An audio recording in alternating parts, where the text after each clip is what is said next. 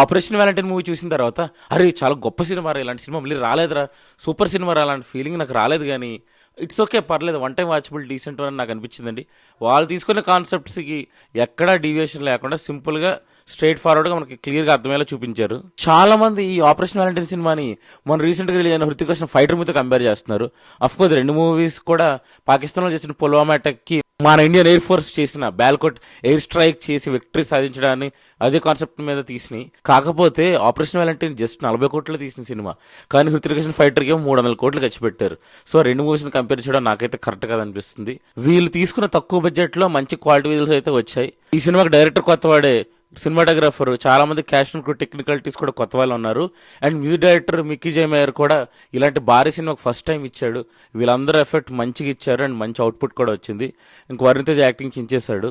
వీటన్నిటి వల్ల మనం వన్ టైం కూర్చొని ఎంగేజింగ్ గా చూడొచ్చు.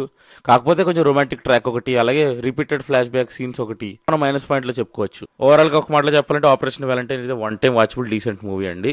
నేను చెప్పిన నెగిటివ్ పాయింట్స్ మీకు ప్రాబ్లం లేదనిపిస్తే, కొత్త టైప్ ఆఫ్ మూవీని ట్రై చేయాలనిపిస్తే హ్యాపీగా మూవీకి వెళ్ళొచ్చు. అండ్ ఈ మూవీకి నేచర్ రేటింగ్ 3/5 అండి. ఇలాగే మరిన్ని రివ్యూస్ కోసం, మూవీ టాపిక్స్ కోసం అండ్ మంచి మంచి టాపిక్స్ కోసం మన హిట్ ఫట్ ఛానల్ సబ్స్క్రైబ్ చేయండి అండ్ సపోర్ట్ చేయండి friends. Thank you all. Hit ఫట్. cinema cinema cinema cinema cinema cinema cinema cinema cinema cinema cinema cinema cinema